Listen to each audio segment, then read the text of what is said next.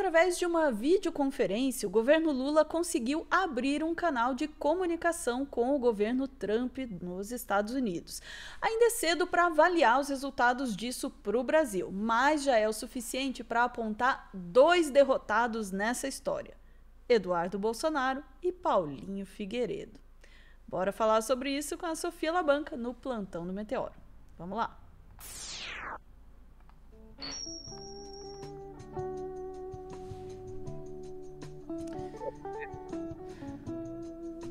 Que a O gente áudio não cortou um pouquinho, mas diga. Pô, Ana, essa música, Ana, a gente tava no espaço entre cortes falando sobre um possível triângulo amoroso entre Alan dos Santos, Paulo Figueiredo e Eduardo Bolsonaro. Você coloca essa música, Ana? É que eu acho que nesse momento de tristeza, eles podem buscar aí o consolo um do outro. Desculpa. Vamos lá. Vamos lá, vamos falar sério agora. Então, Ana, a gente viu lá toda aquela questão da videoconferência do Lula, que daí tanto o Trump quanto o Lula saíram falando muito bem da conversa, que as relações entre Brasil e Estados Unidos vão avançar e tudo mais.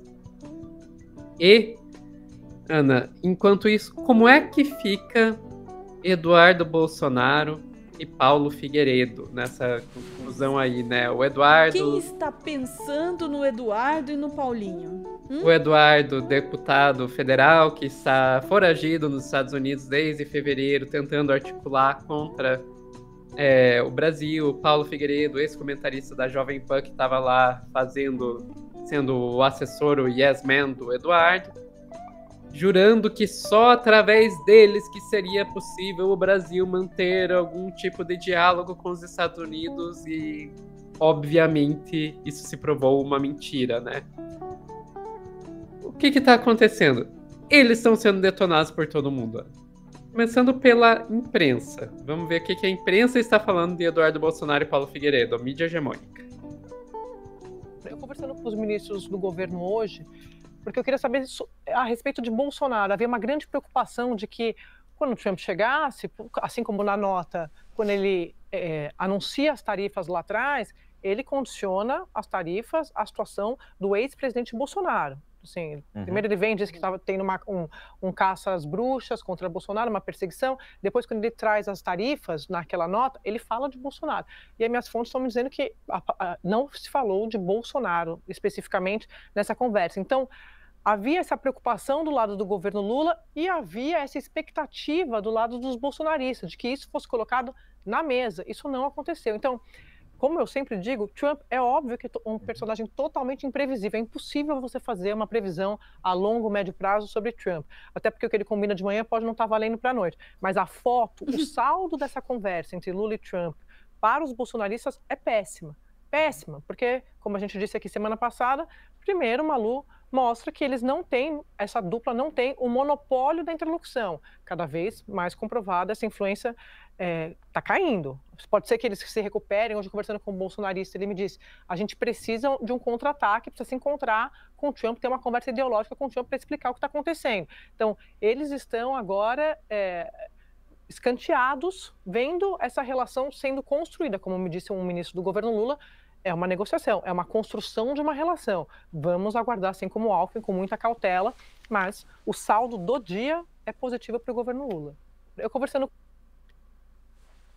Ok, é assim que a mídia hegemônica está tratando a situação, Ana.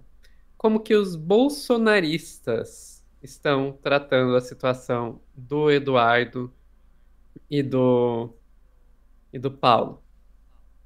Nos bastidores estão detonando eles também, Ana.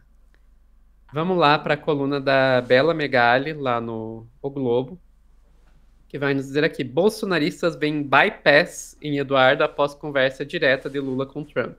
Em torno de Eduardo minimiza a aproximação e após que Estados Unidos exigirão anistia para negociar tarifaço. Mas vamos lá. Aliados de Jair Bolsonaro, de dentro e de fora do Congresso, aumentaram as críticas a Eduardo Bolsonaro após conversa que Lula teve com Donald Trump nesta segunda-feira.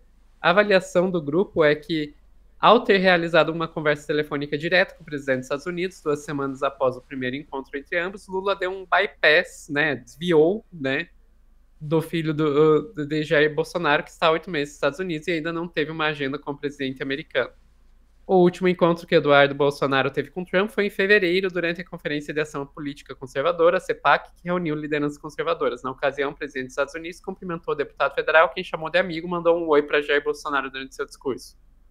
Bolsonaristas se queixam que, no entanto, que desde então as agendas de Eduardo ocorreriam apenas com integrantes da gestão Trump, não com o presidente. Apontam ainda que Lula roubou de Bolsonaro o elogio de homem bom que o presidente americano costumava proferir publicamente ao capitão reformado. A avaliação feita por esses aliados do ex-presidente é que Eduardo erra ao atuar de maneira isolada com esse apresentador da Jovem Pan, Paulo Figueiredo, que também vive nos Estados Unidos, na busca por sanção contra autoridades brasileiras e na pressão pela anistia do pai. Para eles, o deputado deveria ouvir mais a classe política e o empresariado e ampliar sua ponte com os americanos. Uma das críticas foi a de que Eduardo deveria ter entrado em campo contra o tarifaço, inclusive se propondo a levar produtores brasileiros para conversar com a gestão Trump. Para aliados de Bolsonaro, está claro que Lula furou o monopólio de comunicação com Trump e que o maior perdedor com isso é Eduardo. Isso são os aliados falando, Ana. Isso são os bolsonaristas falando. É fã hater. Então, ok, Eduardo está apanhando da mídia hegemônica. Eduardo está apoiando os bolsonaristas. Eu preciso dizer o que os governistas estão dizendo, no que a esquerda institucional está falando do Eduardo. Precisar não precisa, mas vai ser uma delícia ouvir. Vamos lá. Governistas ironizam Eduardo Bolsonaro após conversa entre Lula e Trump. Eu nem vou ler o texto, vamos direto para os prints. O senador Humberto Costa, do PT. Enquanto a política do ódio semeia divisão, prejudicando toda a nação, Lula contrapõe com diálogo e construção. Essa é a liderança e conquista de admiração e respeito em todo mundo. Duda Salaber, Lula e Trump acabaram de conversar e o encontro entre os dois está cada vez mais próximo. Na pauta, tarifaço e a relação entre os países soberanos. Acabou conversinha para boi dormir. Quem defende o Brasil e nessas empresas é o Lula e não a quadrilha condenada. Eduardo Bananinha Bolsonaro, calma, o Trump não vai te atender agora, você perdeu seu tempo. Rogério Correia eu não vou poder colocar porque tem música aqui, vou colocar um segundinho só para vocês saberem que música que é. Piririm, piririm, piririm. Alguém ligou pra mim. Ligou pra mim. E o Eduardo chorando. Isso aqui foi daquela entrevista que o Eduardo começou a chorar porque o pai dele estava preso. Orlando Silva, Bananinha não dorme essa noite. Será que rolou uma química? Tá todo mundo humilhando o Eduardo, Ana. Tá todo mundo humilhando o Eduardo. Aliados, opositores e a mídia. Tá todo mundo humilhando o Eduardo. Então, Ana, o que dá para dizer de tudo isso? Eu vou manter a posição que eu já falei ontem, que já falei hoje, vou repetir aqui de volta. Eu acho que a gente tem que esperar, ter cautela para ver o que vai sair dessas negociações, porque dependendo do que o Lula resolva negociar e o que se fala por aí, como o nosso querido Pedro Zambarda já trouxe várias vezes aqui, é que é possível que entre a questão da regulação das Big Techs, dessas negociações, então dependendo de como serão essas negociações, pode não ser tão positivo para o Brasil, para o governo.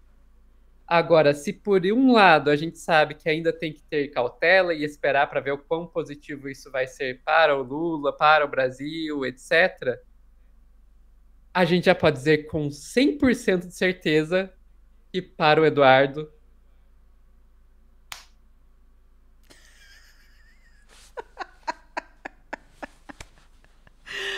Boa, Sofia. Eu queria começar o meu comentário aqui tocando uma música em homenagem aí ao sofrimento, à dor e sofrimento de Eduardo Bolsonaro nos Estados Unidos, esperando pelo seu amado Donald Trump, que não fez uma ligação para ele. Já chega dessa música. Veja, Sofia, de fato, a situação do Eduardo é exatamente como o outro Eduardo está dizendo aqui no chat. A situação do Eduardo Bolsonaro é realmente triste para ele. Pra gente, vamos combinar que não é nem um pouco triste, muito pelo contrário, bastante feliz. Porque a gente está vendo de novo o Brasil se colocando com soberania nessa negociação, resolvendo, pelo menos até então, né? Até então, o Brasil resolvendo bem a questão. Se a coisa não sair no final a contento do Brasil aí, ou favorável ao Brasil, não acho que dá mesmo, concordo, Sofia, para dizer que foi por obra de Eduardo Bolsonaro, né?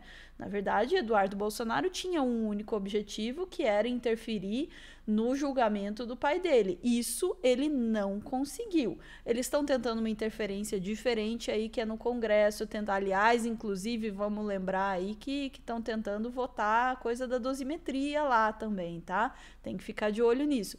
Mas essa interferência do Eduardo Bolsonaro, a partir dos Estados Unidos, realmente não se concretizou. O que a gente tá vendo agora realmente é um consenso geral, né, de que falhou a empreitada e ainda pode dar muito, muito pior ainda para o Eduardo Bolsonaro. A gente não sabe o que vem nessa negociação, não sabe o que vai ser do futuro dele nos Estados Unidos, mas realmente, Sofia, o que a gente sabe é que ele não tem essa importância toda que ele se dá e que ele afirmou ter, e que depois ele voltou atrás dizendo que não, quando ele viu que ia dar ruim, né? Não fui eu, não, todo mundo recebeu muito mal o tarifaço, não, isso aí, né, não tem nada a ver comigo, depois tem a ver comigo, enfim.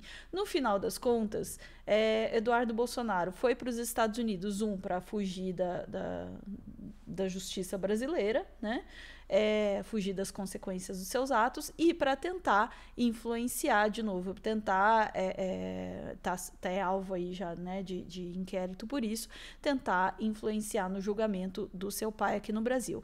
Não conseguiu nada disso e, como se diz aí popularmente, subiu na escada e ficou segurando no pincel, ou no caso, desculpa, na banana.